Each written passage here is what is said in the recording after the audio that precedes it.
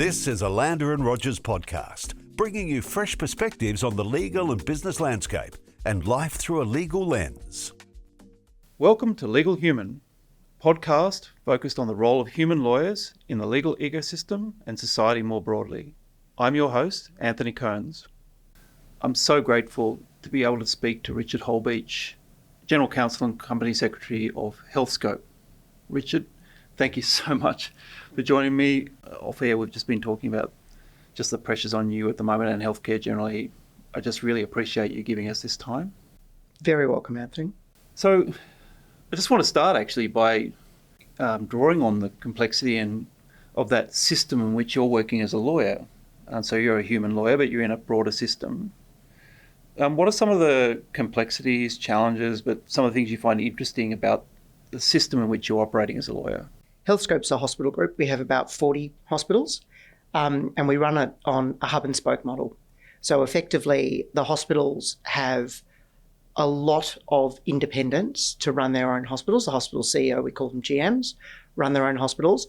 And then they can seek help from the centre, the corporate office, we call it the support office, if they need support in certain things, but also if we want to scale certain processes and procedures on a national level, we do it from the central office there. So it's a really interesting culture having a hub and spoke model, particularly in healthcare, which is just extraordinarily change averse as people. Like the most confronting thing I found coming from other industries into healthcare was how solution-focused people are, and therefore equally how change averse they are, because they're biased to quick decision-making because it's high risk in those surgeries. They're comfortable with the way they've done things in the past, and they don't like change. And do you find that translates to other aspects of the system? So they're carrying that across? Absolutely. I think the thing most people struggle with when they come from outside of healthcare is an assumption that they can move things in a very consistent way in different environments. They can apply a process that is an efficient process in one hospital and then apply it equally successfully in other hospitals, whereas in reality, people don't like doing that way. And it plays out in really sort of unexpected ways. So, for instance, before COVID, I came from a corporate and I said to my boss, I want to work flexibly, and that's just table stakes for me. And he said, sure, definitely. But as it turned out, he was deeply uncomfortable with flexible working. Like the idea that I might not turn up to work on a Monday was just beyond him. And it took COVID to change that. So most hospitals still insisted everyone, regardless of role, IT, they had to work in an office. And it took years for that change to be sort of find its way through. It's interesting you're picking up there that an assurance that something's okay and then the behaviour, it can be quite different. Yeah. So there's an assurance that it's okay, but then you're picking up behavioural signals or other signals that suggest that it wasn't okay. Yeah. He clearly wanted it to be okay. He clearly wanted to be cool with it. Yeah. And he was like, he'd obviously received feedback. He was a bit old school, or he knew he was, and I think mainly from his children. But he didn't know how to speak to me when I wanted to work flexibly. And I could hear him stumble over his initial reaction to say no. But look, actually, full credit to him. We got on really well, and he went on the journey, as we all did in COVID, and was forced to do it anyway. Coming to your function, I mean, how many lawyers in your team? What sort of size? So I've got four lawyers in my team. I also have risk and compliance and company secretarial as well. How do you describe the purpose of your function, your team, in that broader system? What role do you play?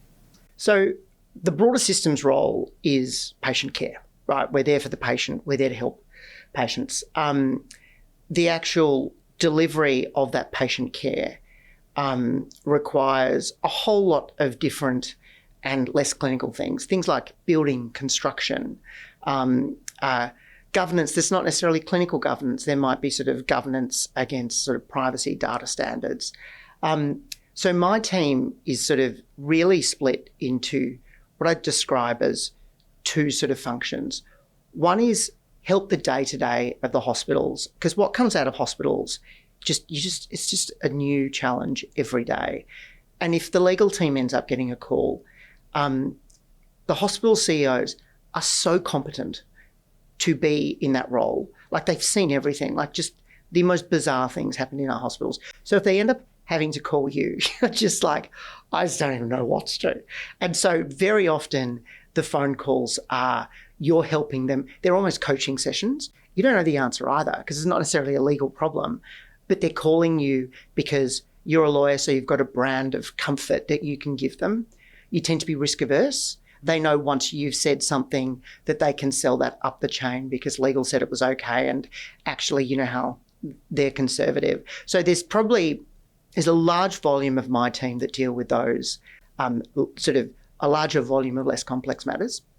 And then there is the sort of existential strategic matters to do with the funding of our business. How does private hospitals work when our costs are going up by 8% and our revenue's going up by 2%? What do we do to renegotiate that? Can we bring costs down in a way that's structural? Can we get our revenue up in a way that is strategic and sustainable, that, you know, people can also afford to pay? So the team is very focused on helping the hospitals run smoothly, and secondly, strategically, as a hospital system, ensuring there is actually a viable funding and operating model for that hospital system. I mean, the obvious question that occurs to me is, how many hospitals are you talking about? About 40.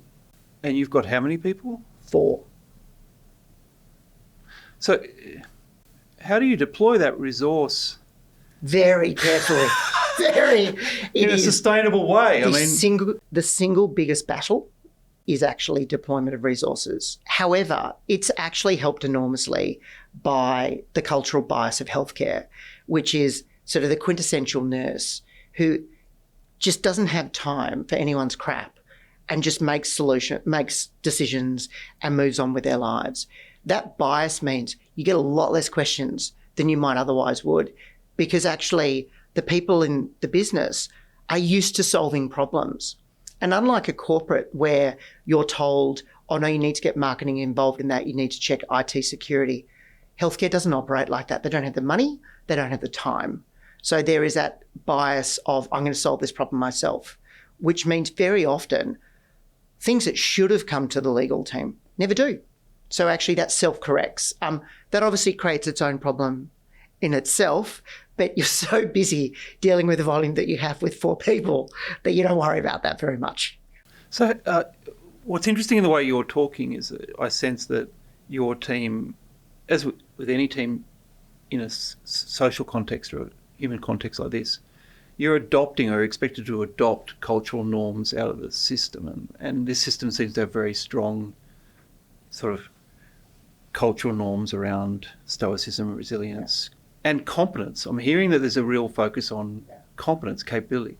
So presumably that means that if it does come to you and it's been filtered through this competent workforce solution focused, it can also sometimes be very serious and urgent by the time it gets to you.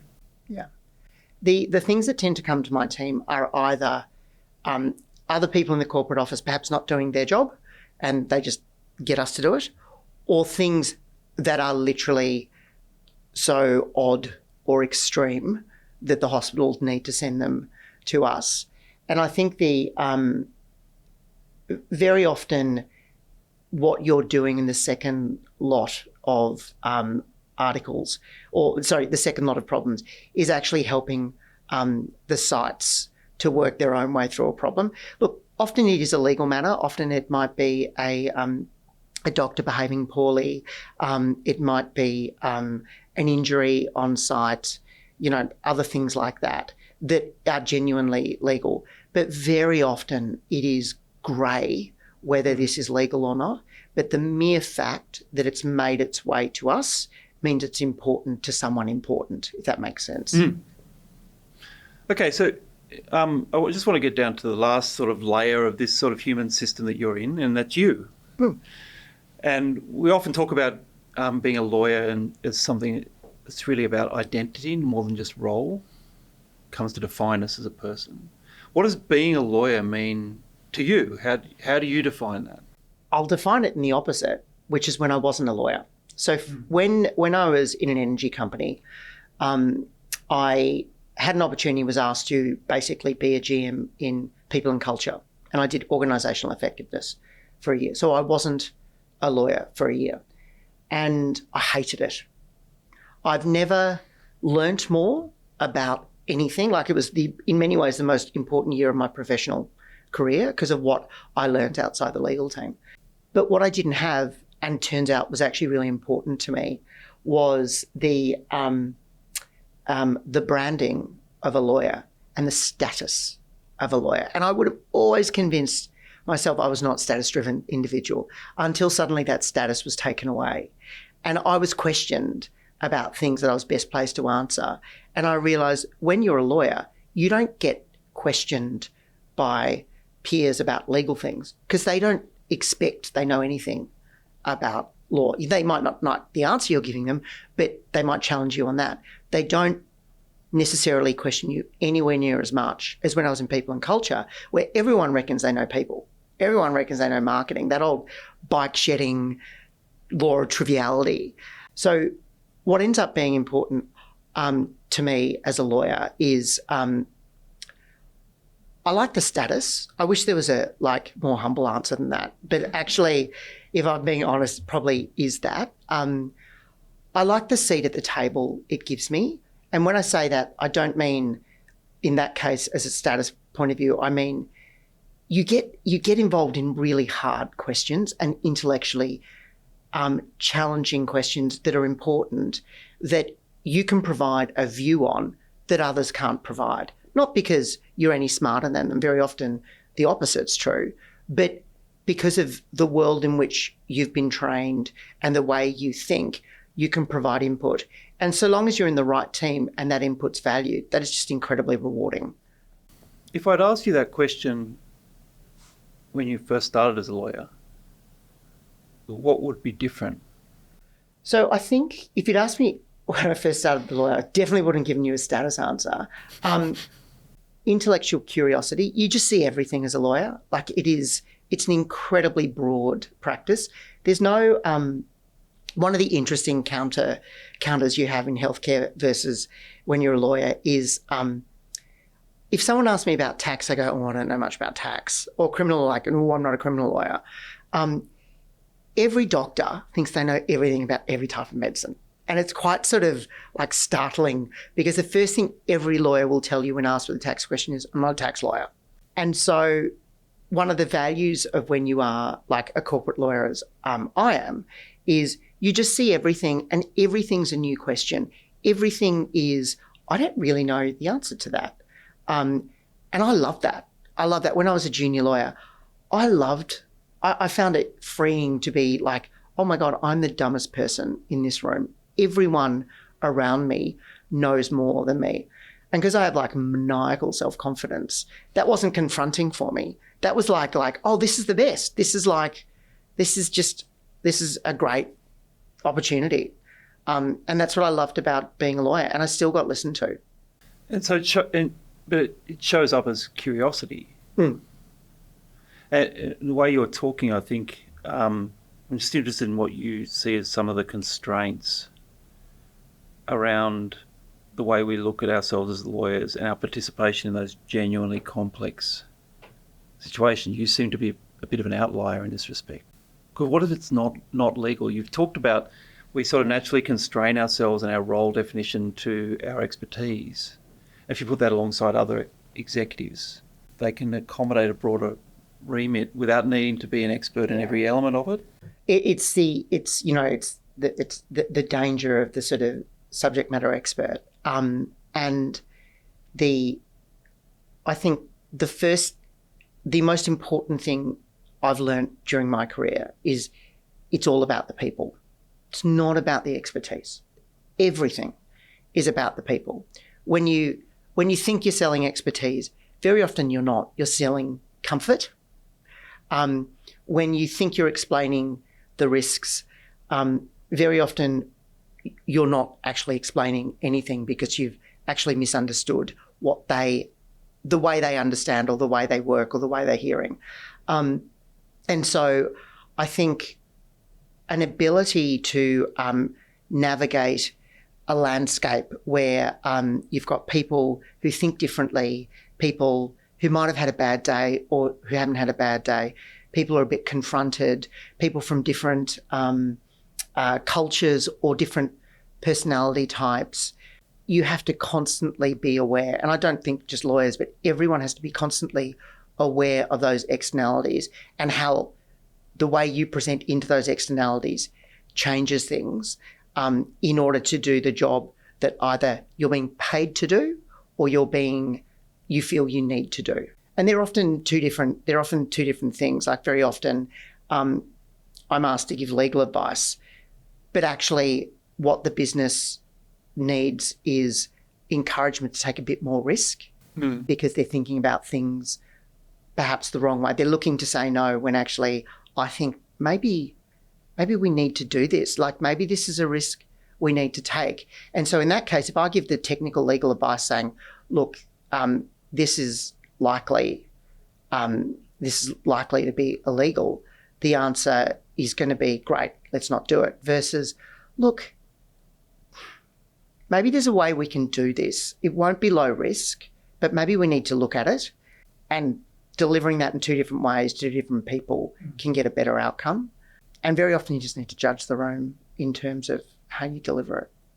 I mean, we could have a whole podcast on that, I think. You know, what are you attending to in making that strategic decision, but then what is the role of the needs of the individuals and the people in making that decision? I once gave a really important strategic advice a couple of years ago, and it was absolutely technically correct. And then 3 months later, everyone's recollection of that advice was the direct opposite of the words I used and the words in the writing on the paper.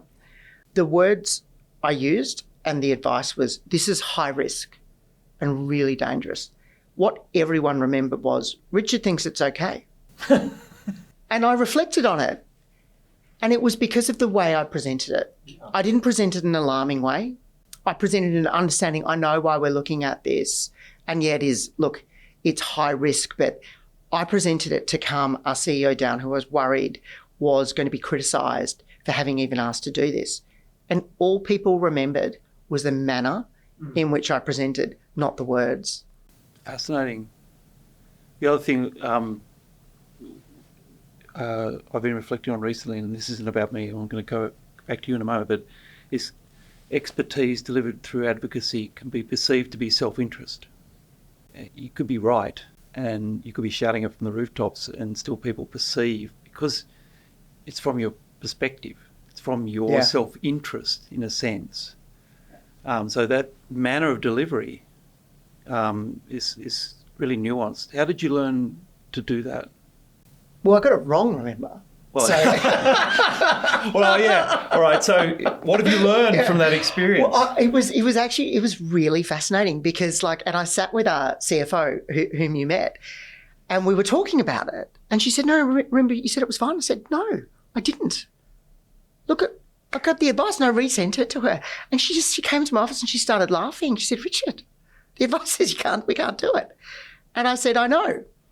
And so what I learned was, how you deliver something is often more important than what you deliver. People, we get so caught up in the perfection of the words and the exact words of what we do, whereas people don't have time to understand our world. They don't have time to understand the technicalities, and we can make them understand the technicalities, and perhaps I should have in this particular circumstance. But people shortcut their judgment of whether there's a legal risk based on their knowledge of you as a person and this sort of overarching impression they get from what you're saying, how you're saying it, the way you're presenting. And I clearly had hit that intersection of what they knew of me and how I was presenting was the lasting impression I gave was it was all okay. Now, that could well have been different a day after I'd given it. But I can tell you 6 months after I'd given it, that was the memory. So the sense I'm getting is that your measure of success is not the delivery of the advice, it's the receipt. Yeah. And it's not just the receipt, it's the intent. Yeah, You've got to assess that there's an alignment of intent. It's not so much did I tell you the right thing, is did you, as a result of what I've told you, make the right decision? Yeah. Like, if I've told you the right thing but you made the wrong decision afterwards in my mind, then I failed in my advice. And when I say the wrong decision, I mean like the decision I didn't want you to make. Then the thing I was trying to do failed. Sometimes you give advice and you say, I'm not best placed to act on this advice. You do what you need to do. I think we should do this, but... Well, it's actually a great segue into... this has been so interesting so far, but what I really wanted to talk about today was we hear a lot about the opportunities and the disruptive potential of enabling technology, generative AI in particular. And the promise to in-house counsel, general counsel, I think, of the product as it's being offered is that it will reduce the volume of sort of what we call BAU or low-value work. And it will free you up and your capacity to do more valuable things. The topic of this podcast is really, what are those more valuable things? And it's sounding to me like a lot of what you're doing at the moment, certainly at your level, is not really about the advice. We've just had that conversation. It's not about whether you're right or not. It's whether your message is received. But I'm just interested in your take on what is that higher value role? How much of it is amplifying stuff you're already doing, and how much of it is genuinely new? Is it emergent? I mean, it always cracks me up, Gen AI and all those tools, because if my team is doing something that Gen AI could be doing, they shouldn't be doing it. Like, by definition, because it's such a small team and we have so many responsibilities, we should auto-triage well above a capability of generative AI right now. And as a general rule, we do. So... Can I just, for clarification, what do you mean by auto-triage? Well, like, auto-triage mean in the sense of not even look at that. Like, it shouldn't even be coming to us. Like, if it's so minor in a way that, like, can you write us this letter? We shouldn't be doing it. We're too precious a resource in a constrained environment that things that are that far down the chain from on a value chain, we shouldn't be doing. But of course we do them.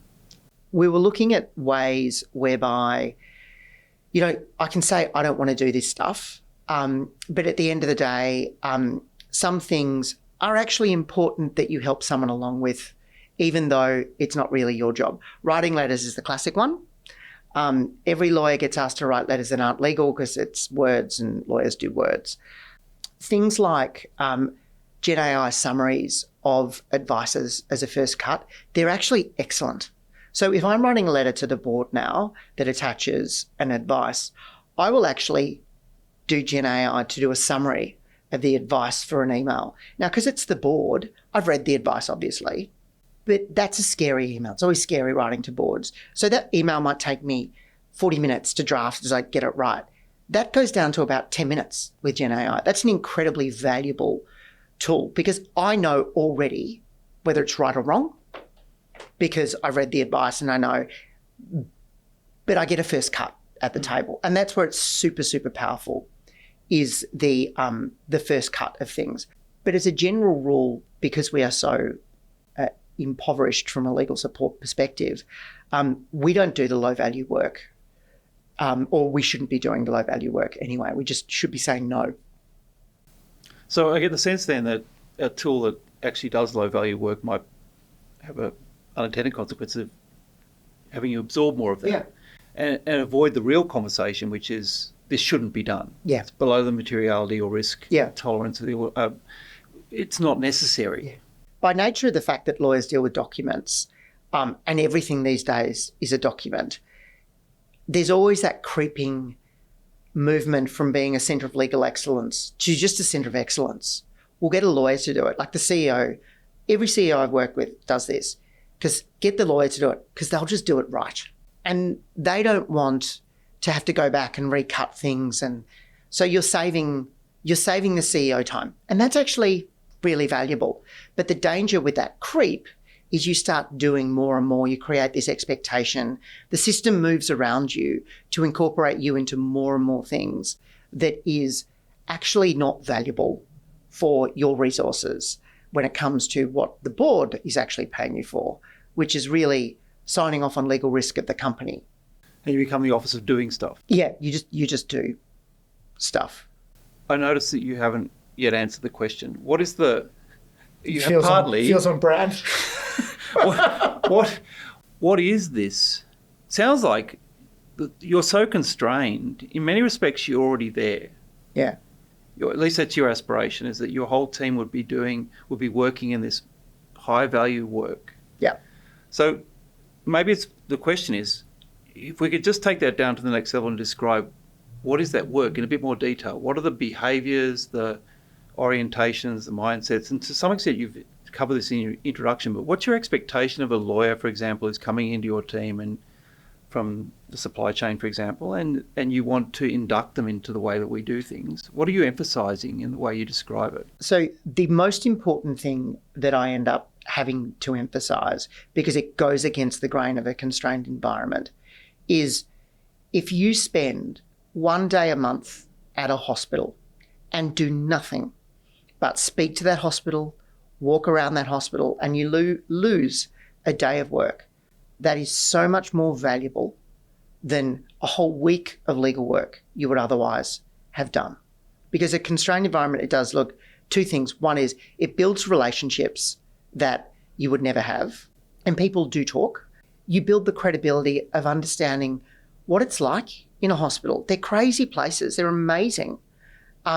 What we expect people in hospitals to do, our nurses, our orderlies, our catering staff, is an extraordinary thing. You can't be part of a healthcare company unless you understand that. And so that is the opposite of what most people expect they have to do in a constrained environment. They expect to have to be more efficient, produce more things. But actually, that leads to an inability to triage effectively because you don't know what's actually important to this person. You don't know what actually matters in a hospital group. You can't put two and two together. And so that's actually tends to be, I lean into that because of the natural bias of most lawyers, which will come in, be technical, and think time spent at hospitals is probably a bit wasted and a bit indulgent. And are there other constraints to them orientating to the system in that way? You can't be risk averse in a hospital group. It's quite fast paced. Things are wrong all the time. And you have to be comfortable with that. You have to know that I can't fix these 5 things over here that I've seen and that you've told me about because I've actually got to focus on these things here. We've had a number of lawyers really struggle with that. Or they want to spend 2 hours perfecting something important when myself or another lawyer might spend 5 minutes and they will have, we will get this and we will say, think in our own mind, this is important enough for me to look at, but only for 5 minutes. And we'll do it. And that becomes incredibly important. That's another thing that is harder to train, but you can absolutely train that. And going back to the introduction, that situation you found yourself in where the message wasn't landing, I sense that there's also paying attention to different things. It's not necessarily how right the advice is. It's, have you assessed? Yeah. It's receipt. Yeah.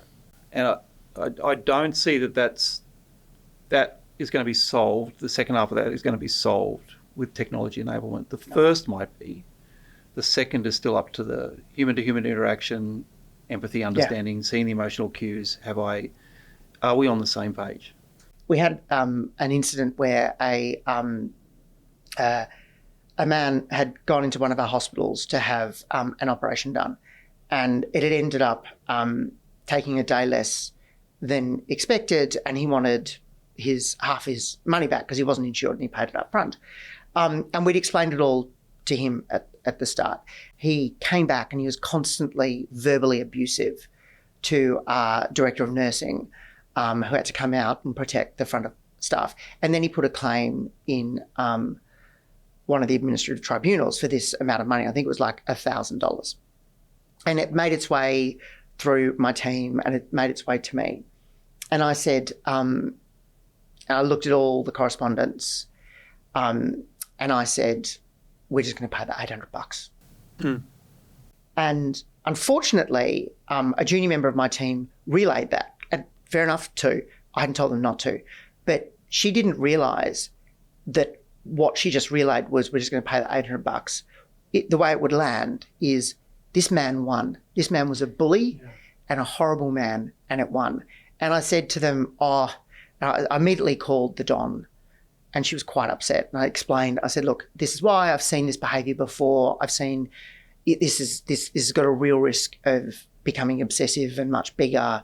I'm reading correspondence, and I've literally seen this type of thing last for years before, and it become much worse. And for the amount of $800, I think it's worth this. But I know it just feels like he bullies and he wins. I know it feels that way, but I want to explain this is why. And that phone call was so important because she was, I discovered afterwards, in tears when she got the email from our junior lawyer saying, no, we're not, we're just, our advice is we should just pay it. Can we process it? And that's the difference between having been on a site and watch what people have to deal with in a hospital and knowing how it's going to land versus being behind a desk and processing a transaction. I sense, and I don't want to attribute to the listeners, I'm sitting here thinking, you're the general counsel and you're taking that time. So you're obviously valuing that above all the myriad of other things you could be doing. Why was that so particularly important to you? Because they're people. It's a people problem. And I knew how that would have felt for someone doing a very hard job. I think it's the worst thing in the world is where you make someone feel bad about themselves or feel bad. And if I can make a phone call so that they don't feel bad, that's an incredibly important thing. And I don't care whether this was a director of nursing, but I don't care if they're a graduate. Like, if that phone call stops someone, you might have ruined their day, ruined their week even. And you can do that, you can stop that with a 5-minute phone call. Make the 5-minute phone call. An email would have taken just as much time. But people appreciate the effort. And that's the thing generative AI will never do. That human interaction and understanding people's emotional response, making people feel valued or making people feel better about themselves or helping them rationalise through a difficult situation, that's a human job. As a person can do that. And the fact that a person takes their time to do that is often in and of itself just as important as the message you're delivering. It's so interesting from my perspective, my lived experience. My mother was a nurse and my sense is they're taught the same thing. Absolutely. Carers in moments of intimacy, of connection. Yeah. It's not in the technical activities, it's do they feel cared for? We have private hospitals that are often older and the walls aren't that great, but all people talk about is the care they receive, the clinical care, the nursing staff, the woman who brings them their food in the evenings. And that's why people stay in healthcare. I can only imagine reactions you get from lawyers who join your team for the first time and you're telling them that and then they see you do that. And I suspect that in their mind this has got nothing to do with law or being a lawyer. Yeah. So how do you develop? You've touched on this already. You're already always 1 or 2 steps ahead of me, but how do you develop not just the capability, but the prioritization? Yeah. The switching. Most people want to do it. usually what you're developing is the permission to prioritise that way. You're actually developing them to understand, oh, my boss will think that's a good thing to do. I should do that. Sometimes you do things that you probably shouldn't do, things that are below your pay grade because you want to help someone in a bind. So the rules we set about triaging and don't write letters, you sometimes have to be a little bit flexible with them because maybe your client's going through a tough time or like you just want to help them. And I think the most important thing that I can help them with is knowing that it's okay to make those judgments. We would probably make different judgments at each time, but the most important thing is you're helping people. You're not helping systems, and like risk is important too. A lot of the more transactional stuff is actually really about people, not about enterprise level legal risk or whatever else. And it's always better off delivered, not necessarily by a phone call, but often with a phone call. The volume of work, we can't do phone calls most of the time. And quite frankly, a lot of our clients don't want phone calls. But if it's tricky or it's difficult, pick up the phone because it's often really valued, or visit them face to face. Well, again, what I find so interesting in the way you're talking is that this human component is such an important element of the judgment algorithm, sort of like I suspect that most lawyers would believe that the criteria for making a judgment is legal complexity, legal importance, risk importance. Yeah. And now you're layering in another element of judgment, another contributor to judgment, which is actually more important, which is how is the human going to experience this? Yeah. And look, I don't think I should overstate, because it is always legal risk and legal complexity is the triaging of matters and size, because we're paid to do a job, and that job is really important for the company. There's definitely an element of who's important. So sometimes something you won't do, you do because of who's important. And that is absolutely true. Yeah, pragmatic. It tends to be where the people element comes in, tends to be at the bottom end, which is, I'll do this for you. I guess not just because you're on a legal human podcast, but because you're trying to address a balance. I don't imagine you've got any difficulty building an algorithm out of legal risk and risk of the business. You're bringing it to the attention of people who are orientated that way and saying, also consider this. Yeah. Yeah. And how do they respond? I mean... it's fascinating, just wildly differently. So one of my lawyers, who's just incredible, struggles with anything other than the algorithm. And so, like, when she will say to me, but why did you do that? Because, like, by your own definition, that was low risk and low importance. And I was like, I had 10 minutes. I like her. It was fine. And sometimes the opposite's true, where I have another one of my lawyers. He spent hours on something that was just not important, but the person he was helping was just really upset by it. And that would have been okay, except his job for this week was so important. I had to say to him, I said, you can't, like, this is going to our CEO and it's got to have first draft done by tomorrow. You can't let yourself be distracted by this. And he said, but you said, and I was like, yeah, I did say. I was like, 100% did. So it's a messy human judgment. And it's one of those things that you find your right balance through, and the algorithms, they only help you so far. They definitely help you in the very important stuff, but probably not the rest. It sounds to me you're talking about this a lot in your team, right? Because otherwise they're going to follow your behaviours, and that's going to be as confusing as... Yeah. Because they're not going to be able to make sense of it, because you're saying there's a discretionary element of this. Yeah. It's genuinely judgment. Yeah. And you're not going to make sense. That's exactly what they say to me. So you've got to be really explicit, but at the same time, it's explicit about the judgment. discretion. Yeah, exactly. And we do talk about it a lot, because I think the danger with the small team with a very high workload is you spend your entire time on the dance floor just doing, and you never spend any time self-reflecting on whether you're doing the right stuff. Are you doing it the right way? Should we change it? So we deliberately set time aside and one of my team members is fantastic at setting time aside for us, saying, I think we need to do this differently. And what's fascinating is she's the one who hates her job a little bit, and that's her superpower. Her superpower is... Things irritate her. Yeah. Yeah. And that's the stimulus for creativity and innovation. It is amazing.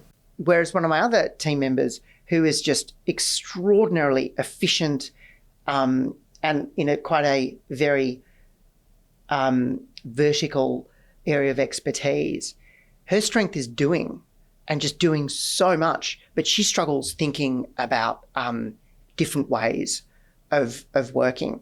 And I'm much more in the other camp of like to find ways that I don't work. I like to find ways where I don't have to do things. Sort of laziness, actually laziness. It's like, how can I not do this is how I describe it. Neither way is correct. Neither way is the right way. You need just a diversity of both ways. You need that friction. You need people to work in different ways. And most importantly, you need them to value the different ways of working. In each other. In each other, yeah. It's not a homogeneous set of criteria. But you're also using the language of strengths, so you're orientated to them as a bundle of strengths that are different to somebody else's strengths. How did you learn to do that? Was it your brief time in HR and no, I think it's organisational effectiveness, or wild optimism? I just don't like it. I don't like judging people. Like, everyone's trying to do their best most of the time. Very often people's what we call development areas or derailers are overplaying of their strengths. And we have this sort of thing that always drives me mad when I see it, is where we try and manage people's development areas as if they're ever able to change them. You can't tell me, Richard, you're great. You're great with people, but sometimes you get a bit too emotional. I'm like, no, that's why I'm great with people. That's like, I can't do those two things differently. So don't tell me about something I can never change. Right? I already know it. I don't need to be reminded of it. This culture you seem to have created around open dialogue, around essentially performance, but it's really about how we're working and giving clarity to role and all those sorts of things. Is that also something you've adopted from the context, because that's critical in delivery of patient outcomes, not done consistently, but it's an aspiration in that system? Or is it something you brought into that system? The patient care is why people stay in a very challenging environment. Sounds really challenging. It's really hard. The boundaries are unsustainable. Yeah, it is. It is like everyone in healthcare right now is just struggling enormously and should have arms thrown around them to support them, because it is, if you're in public or you're in private, it is just extraordinarily difficult. And yet we stay because it's important. It's hard. It's visceral. And it's something that matters and feels like it matters. So I think that's why I stay in healthcare. I think the way I've always worked this way, it's just how I am. It doesn't suit a lot of CEOs. I remember having a conversation with my last general counsel, saying, I'm not a general counsel for that CEO at the company. Even though that was, at the time, the CEO was the single most impressive leader I've ever worked with. He was just amazing. But I was the wrong personality type for him.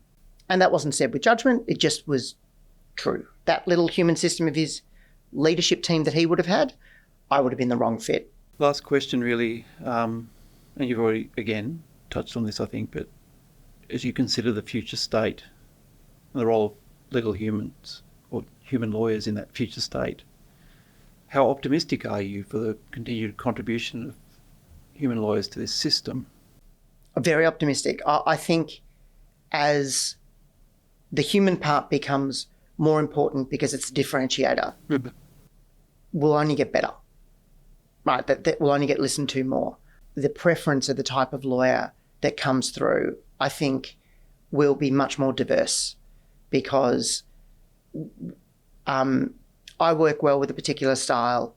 Other people work well with different styles of clients. And the more and more that becomes an important factor, that cultural piece becomes an important factor, I think the better people will become at their jobs and influencing, and therefore the better the seat at the table we'll get.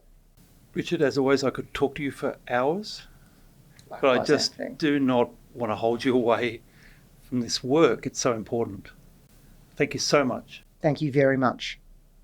You've been listening to Legal Human. To hear more Legal Human podcasts, subscribe to the channel.